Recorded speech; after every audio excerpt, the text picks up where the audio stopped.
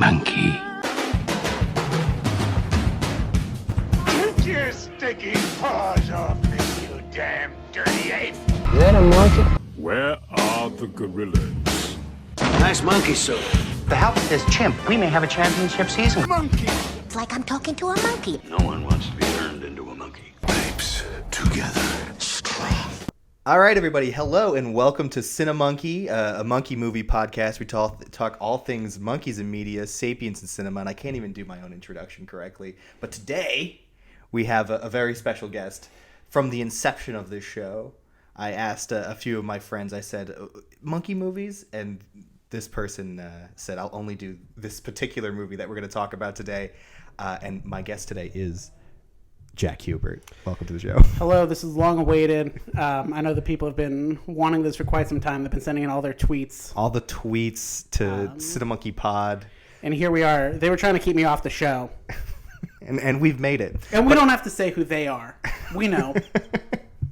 But I've designed an entire month about the star of this movie, Paul Giamatti, because turns out he's starred in many a film with monkeys in or adjacent to him. And this is the second episode of Paul Giamatti July.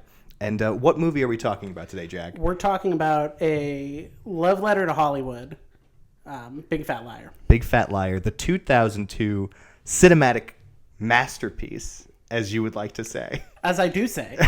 Constantly. Yeah. You watch it, what, like once a year? Probably. I think it's a fantastic film.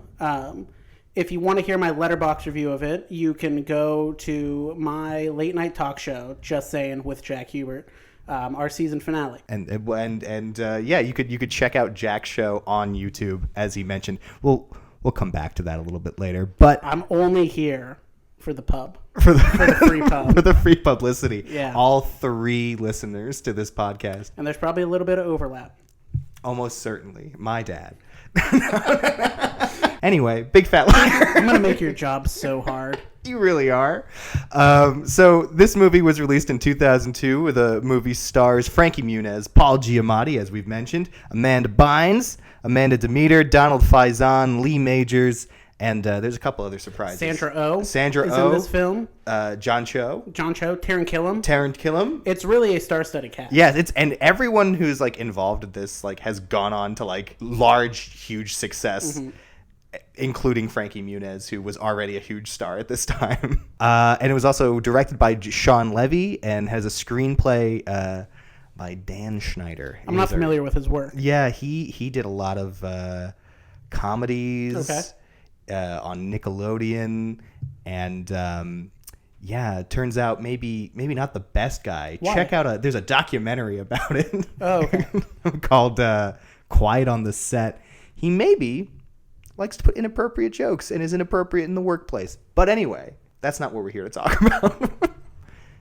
The star of the show, Paul Giamatti, there's no problem with him. He's a recent Oscar nominee. I would say an American icon. I know it, and I'll back you up. He is an American icon. I truly believe he is one of the greatest actors of this generation. No, I don't know why you're laughing. It's true. It's a fact. He's fantastic in pretty much everything, which is why we're celebrating him today. Good. You probably haven't listened to the previous episode, but we looked at the 2001 Planet of the Apes film. Classic. He's one of the only shining moments in that movie. Him as the monkey in that movie, in the makeup and everything like that, is my roommate's contact image on my phone. And the only person who has a contact image on my phone. Fun fact. And there we go. It all stems for our love of Paul. Exactly. So, if you never listened to the show before, which welcome, interesting point to jump in on. But what we're going to do, we're going to break down the plot of the movie, and then we're going to discuss the monkeys in the film, if there are any, and then we're going to determine whether it's a monkey see, monkey do, or a monkey see, monkey don't. Which I want to go back to a comment you just made. For sure. Where you said we're going to talk about the monkeys in the film, if there are any. Isn't the whole point of this podcast to talk about movies with monkeys in them? Well, you see, you bring up a good point, because this movie, we toe the line for a little bit of if monkeys are in this. But there's a monkey. It's not a lie. It's a plot point. All right, so the movie opens. We're in a 14-year-old boy's bedroom, and this movie opens relentlessly. There's no opening credits. It's just go. Frankie Muniz, he's late for school. And he plays a boy named Jason Shepard.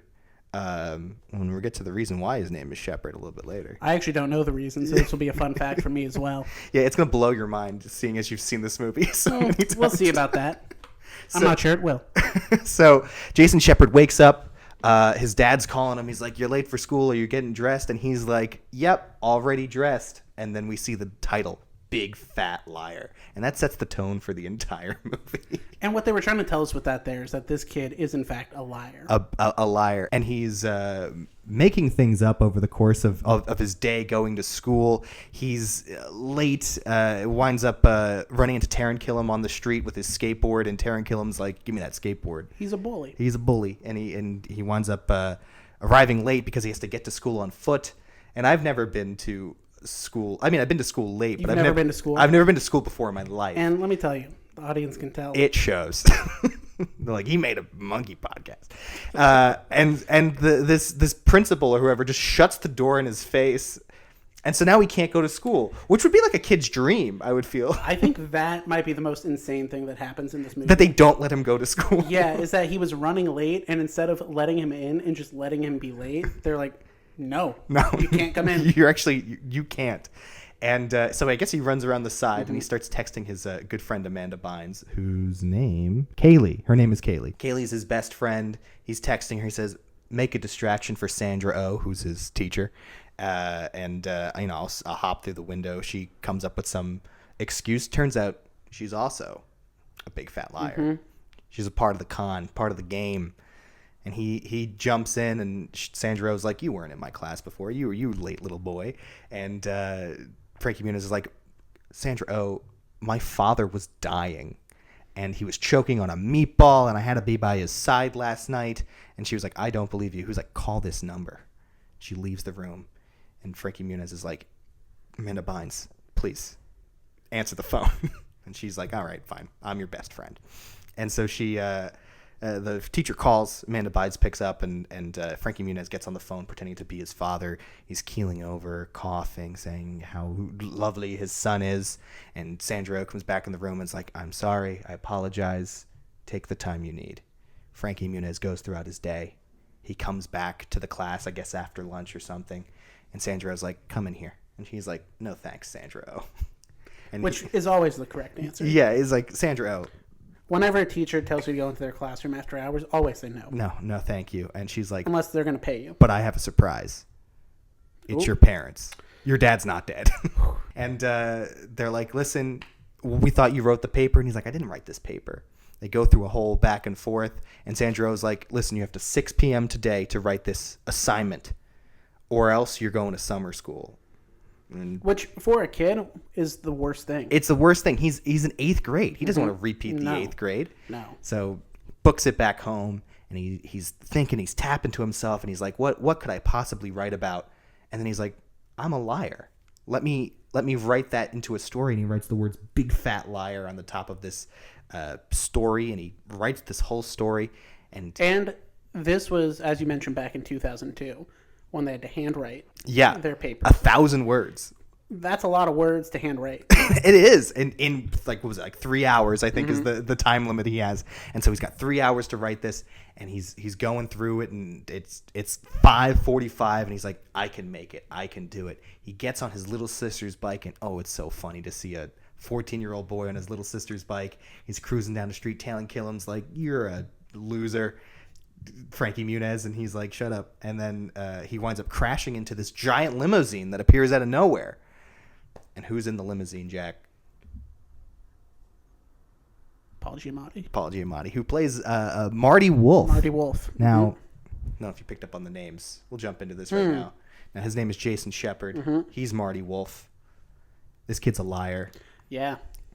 The story is the boy who cried wolf. Exactly. And this is what Brian Robbins, and we won't mention the other guy's name again. Okay. They were like, this is the story we want to tell. We want to remake The Boy Who Cried Wolf. Every story's already been told. It's already been told. Nothing is original, and that's why this is a love letter to Hollywood. So he meets Marty Wolf, and he gets in the car, and by blackmailing him, essentially being like, "Hey, I might sue you." And Marty Wolf's like, "What?" Which again, correct answer. Yes. If I ever got hit by a movie producer, I'm suing. And as you should. Paul Giamatti introduces himself to Frankie Muniz as a movie producer, and Frankie Muniz is like, "Oh, your movies suck. That's you should get better movies." He's like, "I'm trying. I'm working on it." And then Frankie Muniz explains his situation, being like, "Oh, I lied about my father being dead or dying, and I just was trying to, get out of doing this assignment." And Paul Giamatti says, "Hey, the truth is overrated, kid." And as he's getting out of Paul Giamatti's limo to give the assignment to Sandra Oh, he drops all his book bag stuff all over Paul Giamatti's car. And he starts packing the stuff in, and then he runs inside. And he learns he forgot his paper inside Paul Giamatti's car. Paul Giamatti picks it up, sees the title "Big Fat Liar," and he's like, "Oh," and drives away. And Frankie Muniz, he doesn't have the assignment. He's got to go to summer school. Poor kid. Cut to the summer, a few months later. It's annoying. It's hot. Taran Killam's there. All these silly kids who couldn't do their assignments on time. Everyone in summer school is an idiot. They're so stupid. And apparently summer school takes place exclusively in the basement of the school. Yeah. Where it's like 1,000 degrees. And Frankie Muniz is like, "I'm so much better than this. I can do better." And after summer school, he goes to the movie with his best friend, Amanda Bynes. And they're sitting down, and he's talking about how he wants to spend his summer and he wants to have an adventure. And she's like, "Well, my parents are leaving." And he was like, "You could stay with me if you want." And the lights dim, and we see a trailer, Marty Wolf Productions. And it's just kind of shots of just people looking up in horror. And then we see the title, "Big Fat Liar." And Frankie Muniz goes, "Oh, my God, that's my story. I wrote it." And Amanda Bynes is like, "Oh, sure. All right. Whatever." And Hollywood works fast. Hollywood works apparently. so fast. It says it was coming next summer. So I've never seen the trailer for a movie that wasn't shot yet. Yeah. I would say probably unless it's real big franchise thing. Yeah. They'll do one of like the teaser. And then we see like TV ads for it, and like the news is talking about it. It's like it's gonna gonna be the biggest movie of the year. You're not gonna believe it. The huge movie doesn't have an ending yet.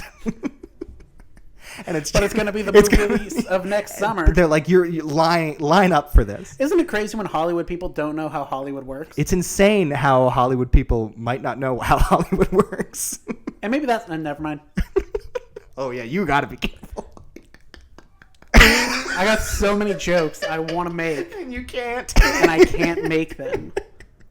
Anyways, maybe one of these people is the CEO of the company you work for. I didn't say that. I said maybe. Anyway, I'll probably cut all this out. Getting back on track. Back on track.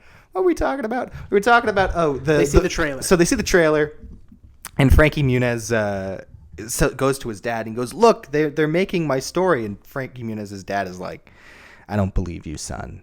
I used to, but I don't believe you anymore." And it's real emotional. It's real emotional, and you could just see the pain in Frankie Muniz's face. And he goes, "Now I'm going on vacation. Mm-hmm. Be good." And the next day, they get in a taxi and they drive away. And Frankie Muniz is like, "I gotta go to Los Angeles and talk to this Marty Wolf fella so he can call my dad." Right, and tell him I'm not a liar. So he goes to Amanda Bynes. He's like, "Come with me," and she's like, "No, I gotta visit my grandma." And they're like, "I got a plan." And they dress up Taran Killam as a Amanda Bynes, mm-hmm. and they're like, "She won't know. She's old. It's fine." Turns out she didn't know. And she didn't know. Seems like a sweet old woman, though. Mm-hmm. Just very happy for her granddaughter. Right. Very accepting. She's just like... Solid C plot. Yeah, they keep cutting back to Yep. Taran Killam just like working out with the grandma. And it's a fun little time. And so Amanda Bynes is now free to travel to good old Los Angeles with Frankie Muniz. And they land, and immediately... Frankie Muniz is like, I got a plan. And he sees Donald Faison, and he's holding a sign up saying some guy, name of some guy. And Frankie Muniz is like, "I'm that guy." And Donald Faison's like, "Okay." Whatever. Let me show you Los Angeles. And they do all the sights. They go down a road. They stick their head out the top of a limousine. They see the palm trees, and they go, "Thank you for dropping us off at Universal Studios, mm-hmm. a place that they will be at for the rest of this movie. Yeah, they really will. Until they go to Marty Wolf's office. Which is, I believe, on the Universal lot. That's crazy. The entire. Well, they go to his house. They do go to his house, yeah. And so they're at Universal Studios, and they hop on the world famous studio tour, and almost immediately hop off, and no one stops them. And they're walking through the set of some movie, and they're very excited. They're like, "This is so cool."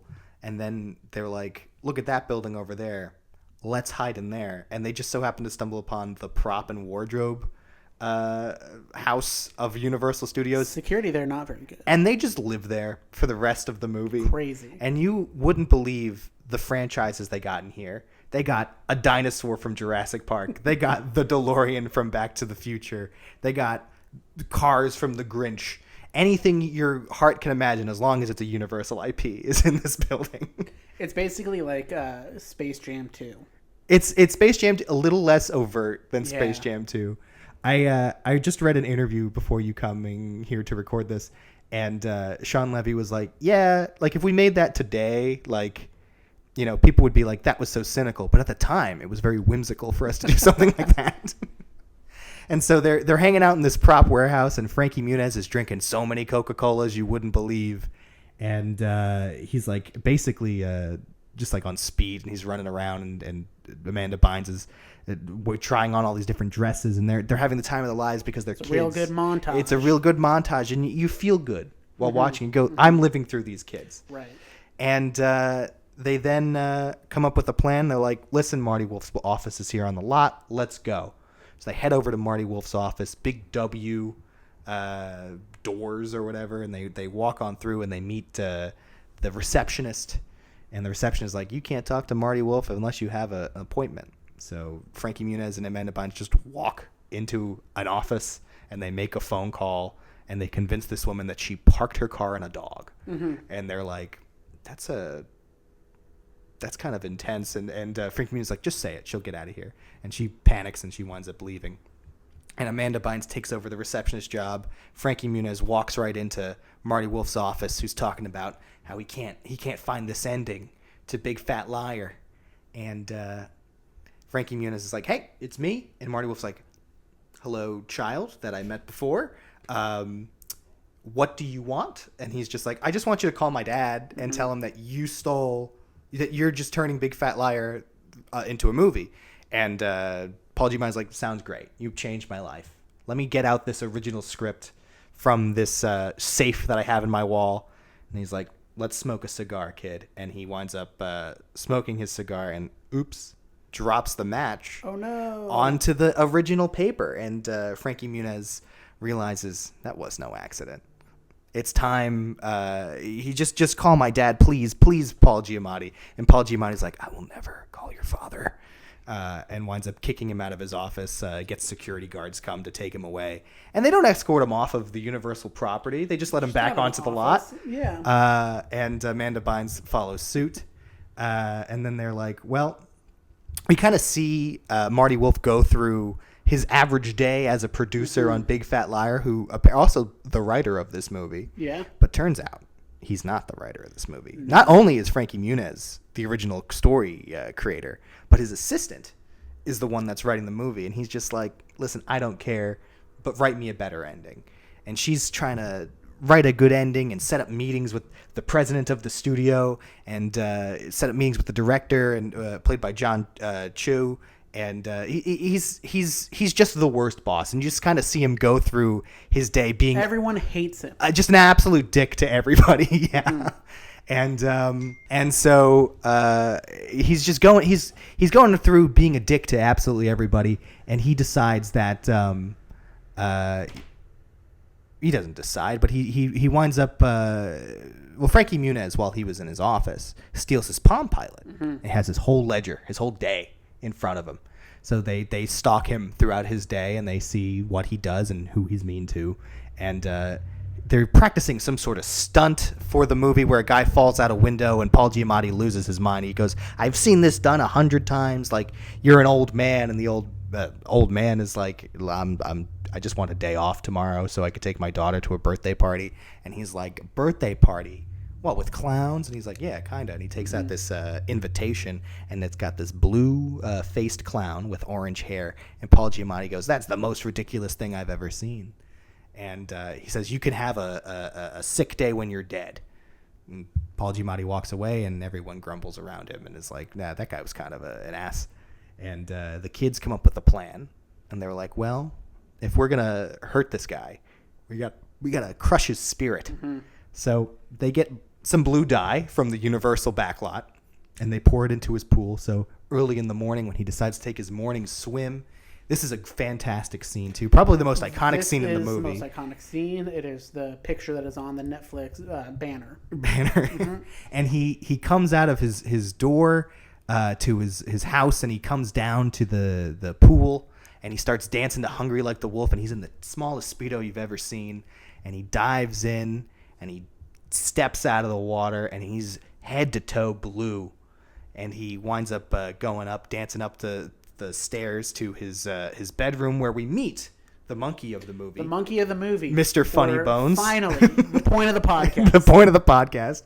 Mr. Funny Bones is a fictional doll that Paul Giamatti is obsessed with in this movie. It's his only friend, really. Honestly, it is his only friend, and he does his voice and everything, which is he's got a high-pitched voice for it, and he's like, "I'm gonna hop in the shower, Mr. Funny Bones," and he hops in the shower, and he's putting shampoo in his hair, but something's not right, and he sees that his hands are orange, and he walks over to the mirror, and he looks at himself in the mirror, and he notices he's dyed head to toe blue, and he's got bright orange hair, and he does the iconic scream. Yeah, where they have to cut out further and further and further. A classic bit. I think, I forget if it was you or your roommate, I believe, mentioned to me, I think the last time you watched this, that Paul Giamatti is such a good actor that this scene in particular just encapsulates that, where before he does his scream, he just like looks at the mirror, and he does this little like face. It's a moment of realization. Yeah, it just like sinks in for him, and then after like a beat, then he does the scream, and it's really really entertaining to watch. Paul Giamatti's face in this movie is fantastic the entire time. It's an incredible performance by an incredible man. And I cannot believe that the studio wanted Tim Allen. That's insane. But also, I do get it. Yeah, I do think for 2002 that makes a lot of sense. Yeah, apparently they were like, hey, like we should try to get like Tim Allen because we could put him on the poster, and they were like, he's going to cost $5 million. This movie cost $15 million to make, so he would have cost a third. And then Sean Levy was like, hey, I know a guy. I went to college with him. He will cost not as much money. Not nearly as much. I'll do it for $4. He did it for $500,000. I'll do it for $400,000 in the reboot. When they inevitably reboot this? Yeah, when they do the live action remake. Yeah. Universal will come around to it. They'll come around. I know some people. They made a sequel. I'll make a couple calls. So Paul Giamatti is now blue, and he's furious. But he's got a meeting with the president he's got to get to. And the kids, they wind up switching his ledger, and they convince his assistant that the president's house is a different house. A different house. Oops. Guess what? It's the birthday party. It's the birthday party, and he walks through the door, and there's a maid there, and she's talking to him in Spanish, and he's just like, "Get out of here, Consuelo." And then, he's just the worst. He's racist to every race in this movie. Every single race, yeah. He's racist to John Chu. He's racist to this woman. He's racist to Jameel White. Yeah, Jaleel White is in this movie. He's in this movie, and he just calls him Urkel, and he's like, "Please stop calling me Urkel. I'm trying to be more than that." And he goes into this party, and the kid's mistaken him for the blue birthday clown, right? And they immediately just beat him up because this kid plays rough. The shit out of him. This kid's gonna be a problem. Yeah, almost certainly. This kid's gonna grow up to be a bad guy. A rich kid with like anger issues, and all of the kids beat him up. Yeah. It's a real Lord of the Flies moment. And Paul Giamatti crawls his way out of the house as he's passing the real clown. And Paul Giamatti was Piggy from Lord of the Flies. And If you've read that book, I think they kill Piggy at the end. They certainly do. And then they don't feel bad about it. They're like, actually, this No. was right. Yeah. We should have done this. That's what we had to do, yeah. And so Paul Giamatti's just like, God damn it. Can you please, can something for this day go right? And he gets back to his car. He's yelling at his assistant on the phone. And he's like, just get me another meeting or move the meeting or something. And he winds up, the kids, while he was in the birthday party, they wound up switching all of the wires in his car. Wow, I hit that mic real hard. Okay. Switching all of the wires in his car. And his brake is now his horn.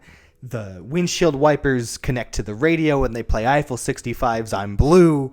And he's driving down the street and he's trying to get to, I guess, Universal Studios, and he's getting to his location, and he's trying to brake his car because it just so happens it's 2002. Mm-hmm. Monster trucks are legal on the road. They are legal on the road back then. Yeah. And This shortly changed after 9/11.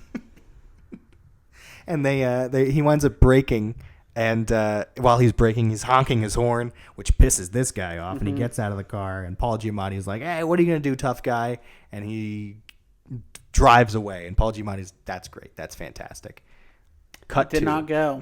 Did not drive away. The car being crushed by Yeah. the monster truck, and Paul Giamatti has to call a tow truck driver to get him to his next location. We just see it's just like a cube at this point being dragged across the street, and I don't know why this line made me laugh so much. It's not a particularly great line, but the tow truck driver is just like, I thought I was picking up a blue car, not a blue man. Very funny. Very funny guy. And I was like, what is this? 2002. 2002. That's what it is. Children's humor. Right. And it was in all the trailers. Everyone loved it. And so Paul Giamatti, again, having the worst day of his life at this point so far. And Things can always get worse. he's making his way down the street, and he actually spots Frankie Muniz, who's now being aided by Donald Faison, because turns out Donald Faison used to be Paul Giamatti's driver. Everyone hates this guy. Yeah, and he's just like he blacklisted me across town, so I will do anything you want, child. And they wind up telling him, listen, just call my dad and it'll all be solved. And Paul Giamatti's like, shut up, kid. And he's like, I got to go to this party. And so they go to the premiere, actually a premiere for his movie starring Jaleel White and a chicken. And the president of the studio is like, that was the worst movie I've ever seen. You done, Marty. And he's like, I have a new ending to Big Fat Liar that's going to blow your mind. Just you wait. So they're at a party at, I believe it's his house, right? Something like that. Yeah. They're at a party at Paul Giamatti's house celebrating the premiere of this movie, and they're having a good time. And Paul Giamatti spots Frankie Muniz there. He's like, what are you doing here? Leave me alone. And Frankie Muniz is like, just call my dad. And he's like, no, I will not call your dad. And Frankie Muniz is like, well, I can write you a new ending to this movie and explain why you're blue. And he's like, all right. And so Paul Giamatti gives this big speech about how the ending of the movie should be about love and depression, and the reason why he's blue is because the big fat liar in the movie that they're making can change color and shape and hair when he gets red. When he gets angry, his hair turns red. And Frankie Muniz is like, fantastic. I saved your movie. Call my dad. And he's like, I will. And he calls a number, and it's the cops again. And he's like, get this kid out of here. And for some reason, this security guard or cop or whatever just takes them back to Universal Studios. That's their home now. This was what blew my mind. I was like, not to anywhere in particular. They're like, they live in the warehouse. They It's live fine. in the warehouse at Universal. They'll be okay. And they're there, and Frankie Muniz is feeling all bad, and he's like, I gotta call my dad. And he fesses up that he's lied to them, and he's in Los Angeles, and his parents are coming the next day to pick him up. And presumably Amanda Bynes as well, unless they're going to just leave her there. Maybe. But Paul Giamatti is mean to his assistant one more time. And she's like, I've had enough. I'm going to go to this 14-year-old child. And she goes and she relieves the guard on duty. And she's like, hey, let's make Marty Wolf pay. And so they gather a team of everybody that Marty Wolf's ever wronged and they said, we're gonna get him back. Marty Wolf awakens the next day, and he scrubbed all the blue off of him, so he's just Paul Giamatti at this point. He's back and better than ever, and he's more of a dick than ever. More than ever before. And Newfound power. And Donald Faison picks him up in a limo, and he's like, "Hey, I used to be your driver, and you were a jerk to me." And he was like, "Yep. Drive me to Universal Sounds Studios." about right. Sounds like something I'd do. My movie is shooting today. Let's go. And they get into the limo, and Donald Faison just kind of pulls over, and he's like, "There's a gas leak or something. You got to get out of here."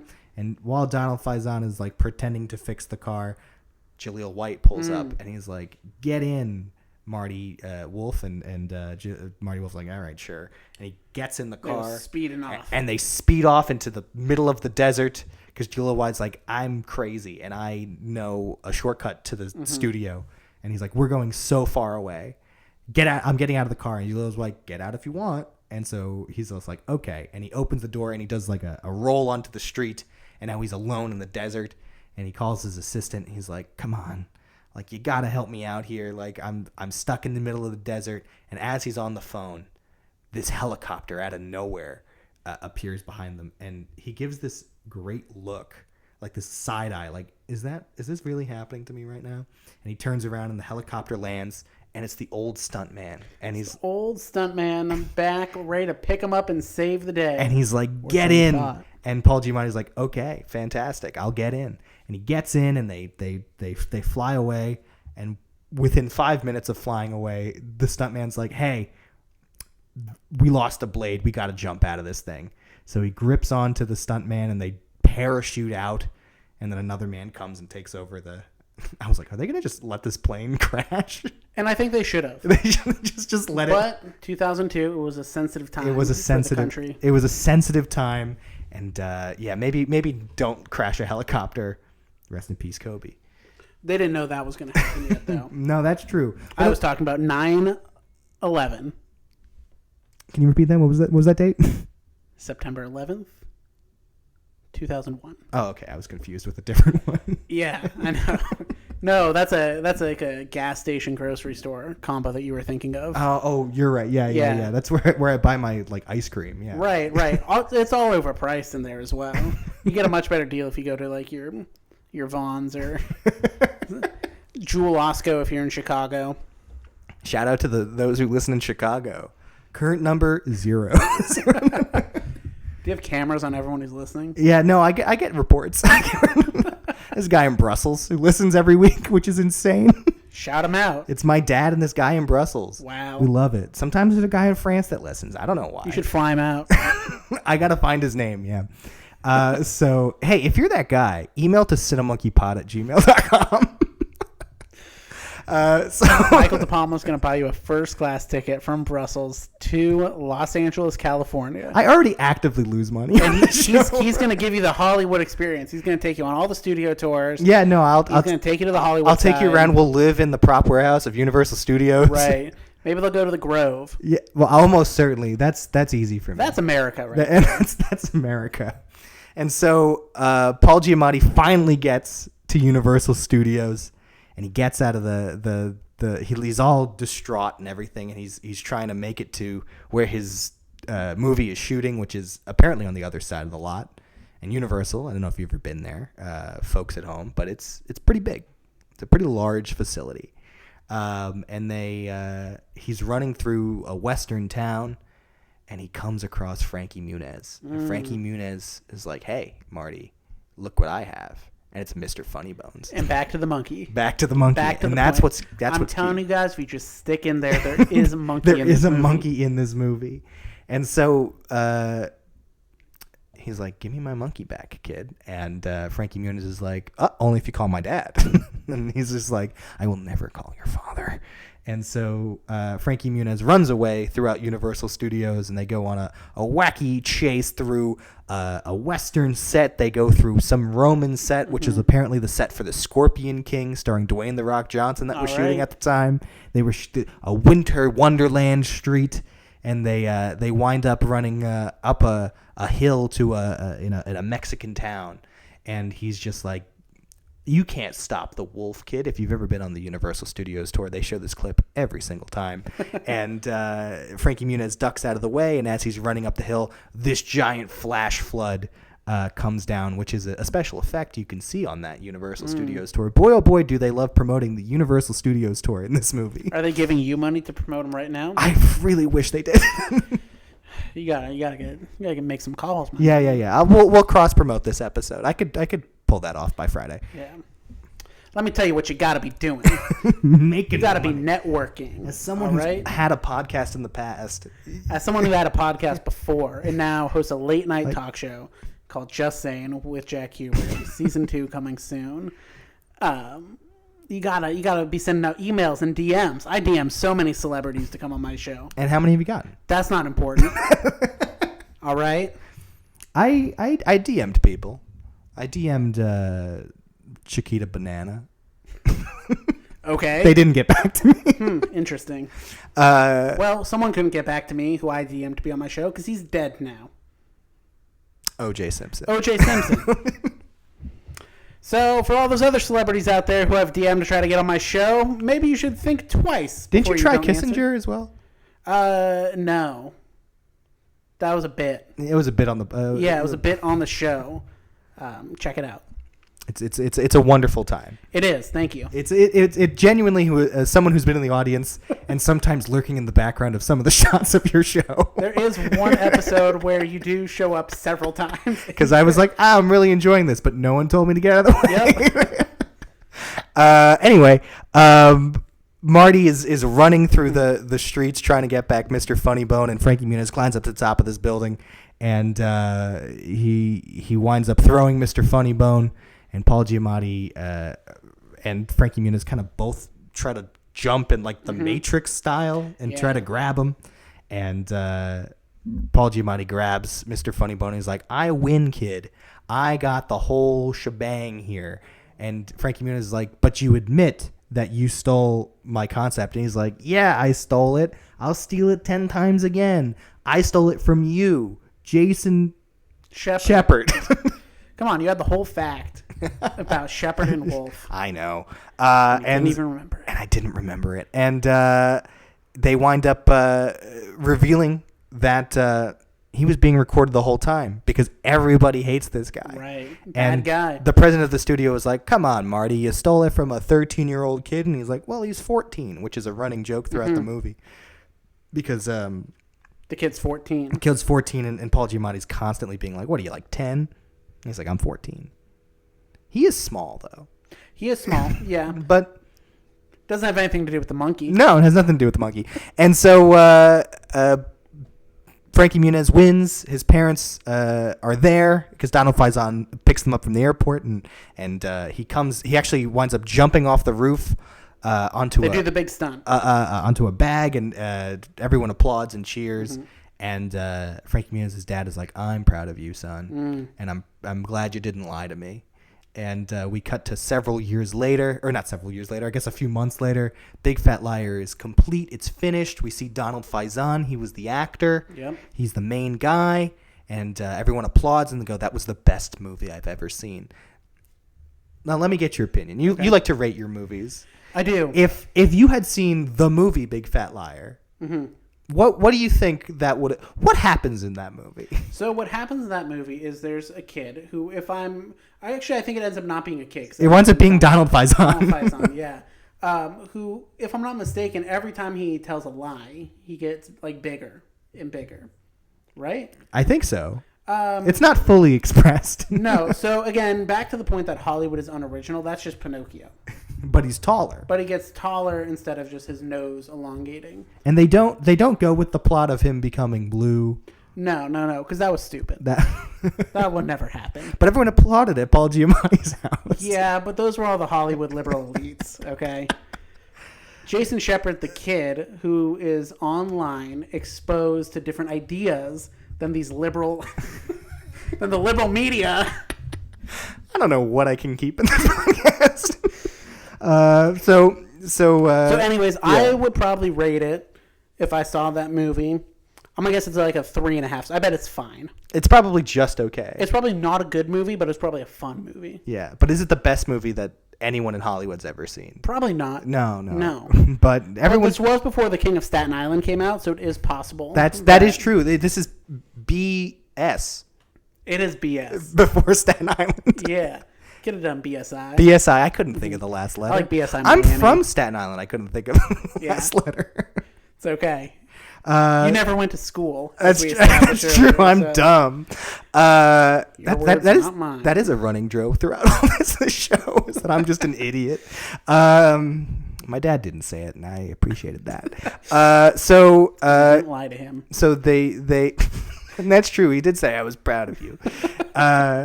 Meanwhile, we cut to Frankie Muniz gets his credit at the end of the movie, and everyone's like, great. And then we cut to Paul Giamatti, who is down on his luck. He can't get a job in Hollywood anymore. So what is he doing? He's dressing up like a blue clown. Right. And he winds up going to this guy's house, which just so happens to be the same guy who was driving the monster truck from before. And he's just like, hey, kid, show him what I caught you. And this kid just kicks him right in the nuts, and the movie ends. And that's 2002 for you. Baby. And that's Big Fat Liar. Right. What a fun time. It's a really fun movie. I enjoyed it a lot. It's hard to talk about because it's just kind of a collection of just things that happen, which I guess is every movie.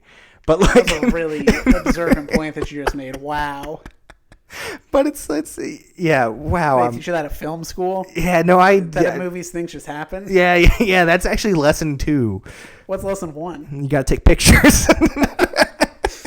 And so, yeah, that's Big Fat Liar for you. Mm-hmm. There is a sequel, Bigger, Fatter Liar. Mm-hmm. No one's involved with that. Nope. Except for Universal. But they did reach out to Sean Levy and Brian Robbins and Mike Tolan. I believe he's the other producer on Everyone's this. just like, why do you want this? And they were like, I think it was in a Forbes article I read before. Where they were like, out of respect, we wanted to reach out to you. We don't want you involved, but out of respect. And they just kept saying like, out of respect. Mm-hmm. And then they were like, well, they were respectful. So I guess we appreciate that. At the end of the day, that's all that matters in Hollywood. That's all that matters. Sean Levy, you might know him from a lot of other things. This was his like first big break. Mm-hmm. He did Night at the Museum. Those are huge movies. Those are also great movies. Also, have a monkey in them. Also, that's true. We will get to those later in September. And he's a producer on Stranger Things, directed a lot of that. He's doing the new Deadpool Wolverine movie, cross promotion with that. That comes out next week. Mm-hmm. Wow, does that have a monkey? We don't know. We'll find out. Maybe I'll have to squeeze it in if it has a. Listen, with Sean Levy's track record, there was a good chance a monkey will appear, and it's Deadpool. He seems like he would have a monkey on the team. There could be a monkey popping up in there. Yeah. So, well, let's talk about the monkey in this movie, Mr. Funny Bones. Funny Bones. Normally, I ask questions like, well, how much of a monkey was he? But he's a doll. How much of a monkey are any of us? That's true. Deep down. Yeah. Is he a monkey or is he a Muppet? Those are the questions here. More Muppet, I think, in this than monkey. More Muppet than monkey, for sure. Yeah, because he's puppeteered by Paul Giamatti a majority of the film, and he is a doll. Now, do you have to be alive to be a monkey? These are questions. Mm-hmm. What is a monkey? A monkey is what's deep inside all of us. Yeah, I don't. In the first episode, did you define? No, what you're considering a monkey? Well, listen. Some people on the show have gone and stated that some of the animals that we've talked about on the show, they're not in fact monkeys. They're gorillas. They're apes. Primates. They're primates. Mm-hmm. I could have called the show something else, but Cinemonkey sounded better. Okay. So listen, I could talk lemurs. We could go on and on. Interesting. You could do Zaboomafoo. They could do Zaboomafoo. That is a primate. So you're saying there's a moral gray area. There's a moral gray area on what is a monkey, and shut up is basically my answer. Yeah. So I did some research into the monkey in this movie because God, I needed to do something today, and it's that unemployed lifestyle. Wow. And way to bring the mood. And you brought up several upsetting things before. I don't know which one of those was upsetting to you. They were all cut out. It was fine. Yeah, I don't know. And so this monkey, Mr. Funnybones, he was actually not in the original script. And they were like, well, we need something Frankie Muniz can like get a hold of that's like personal to Paul Giamatti. The MacGuffin. The MacGuffin. And they were like looking on eBay or something, and they just found this weird like monkey doll, and they were like, that's it. That's what we need. And he'll like, Paul Giamatti will run with this. We know that. And they were like, but we only have one. So they ordered one monkey because they couldn't find, they were like, we looked around, we could not find a single other like version of this doll. And they wound up ordering it. So in the scene where the monkey's thrown into the air, they were like, oh, please don't break. like, otherwise our third act is shattered. We have nothing else. And those are things you got to think about. Yeah, they didn't plan, but they got lucky. And Mr. Funnybones now resides in the office of Sean Levy. Okay. He was very excited to show that off to the owner of the Bulls when he did The Last Dance. Okay. And he was like, oh, no way, is that Mr. Funnybones? And he was like, yes. He was like, I must take a picture with I'm this. going to send a personal message to Sean Levy right now. Please. How much do you want for Mr. Funnybones? If you could take one prop from this movie, what would it be? Would it be Mr. Funnybones? Would it be the Velcro inflatable wall? Inflatable ball is pretty cool. No, I'm taking Mr. Funnybones. Mr. Funnybones? That's the correct answer. I'm going to lock it in. So then we ask, well, what happens when there is no monkey in this movie? And that is, everything is fine. But are you sure about that? Well, I guess that's true. You just mentioned to me how the production team went to extensive lengths to find this one specific item. Well, which happened to end up being a monkey. Option A is they would just replace the monkey with something else from a logistical standpoint. Or if the monkey was not in the movie, I guess Paul Giamatti wins? Not really. No, I think he does, because he's not chasing down. He's not. He just shows to set, and then he just had an awful morning. Then he's like, "What's this husband and wife couple doing here on set? What are they doing? I've never seen these people before in my life." Oh, take your child, and Frankie Muniz gets sent Driver, away. how'd you get here? I thought your car broke. He'd just be confused. Frankie Muniz never earns the respect of his father if the monkey is not in this movie. And Donald Faison never has a prolific acting career. That's true. So I would actually argue the monkey is essential. The monkey is essential here. Monkey important. Monkey do. Monkey do. Well, then we ask the question, well, obviously, I think I know the answer. Is this a monkey see, monkey do film? Absolutely. This is a monkey do. Everyone must monkey see this film. Yes, monkey see this film. Yeah, it's such a light and breezy time. It's a good time. I don't know what else to say about it. It's just like perfect 2000, like right early 2000s nostalgia. Absolutely. And it's aged fantastically. Yeah. There's nothing in it that's that like, oh, like, you know, people would be like, you can't do that anymore. The only thing would be like, there's a couple of lines you can't say anymore. Yeah. They use a couple of words. They do use a couple of 2000s words that, you know, are no longer acceptable. Now, what I've been thinking about right now while I'm here, and this isn't a bit. Yeah. I want to preface that because I know you think I'm going to say something outlandish. I think if this movie was set during Christmas time, it would be more popular. I agree. No, I'll back you up on that. I think if this was a Christmas film. If this was a Christmas film, I think they really missed out there. I agree. Wow, that would change so much. No, if it was like a Home Alone situation. And it would add so much more whimsy to. Yeah, absolutely. Oh wow, that's a great idea. Home Alone on a movie lot. Right. And it doesn't matter that productions don't film. No, Christmas. They don't have to know that. There's a bunch of other things that happen in this movie that aren't real. I don't know if anyone's heard about this before. This is a new thing I've learned about. Movies aren't real. Movies aren't real. No, unless it's a documentary like A Bug's Life. Everything else is made up. It's all fiction. So this isn't a real movie. This didn't actually happen. No. This is a story. That's insane. You're blowing my mind. Yep. Just wait till you hear about some of the other stories I know. Like what? Well, I don't want to make your job harder and make you cut out more stuff. They're trying to silence me, so I'm going to silence myself beforehand. You can check out my Truth Social page for this. Oh yeah, check out Jack's Truth Yeah, Social. for the real news. Oh, so you're using it for the actual truth? Yeah, I'm a big proponent of truth, and I think that CNN wouldn't dare air this movie today. CNN would never air this movie today. It's too problematic. Too problematic. Blue people. Yeah. Insane.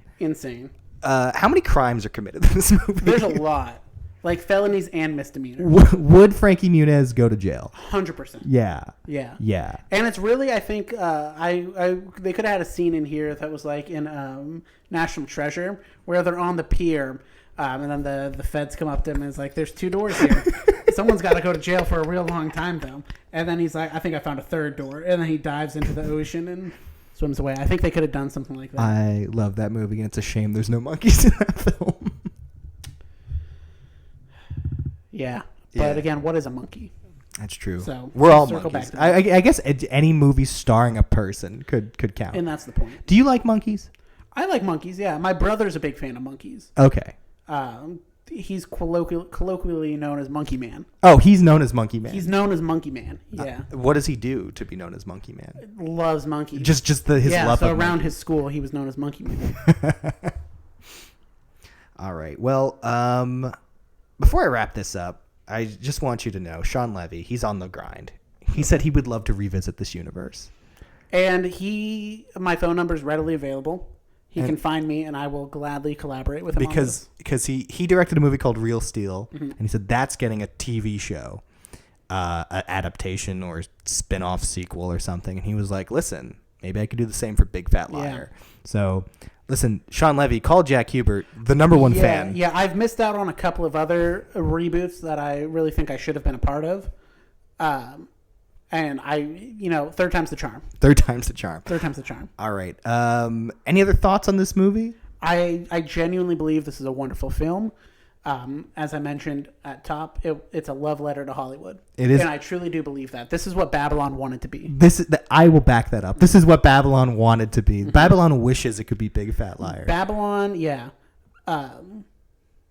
Babylon could not hold a candle to this movie. And I would say it's he's gotten his flowers, but he should have been nominated for this. Yeah, no, Paul Giamatti is truly one of this generation's greats.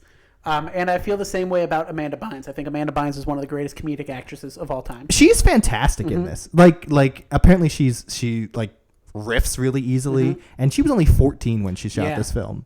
No, it's a shame that her career did not last longer because as a child to being like a young 20-year-old, she was one of the, and I'm genuinely meaning this here, she was one of the greatest comedic actresses we've ever seen. No, she's really funny. Yeah.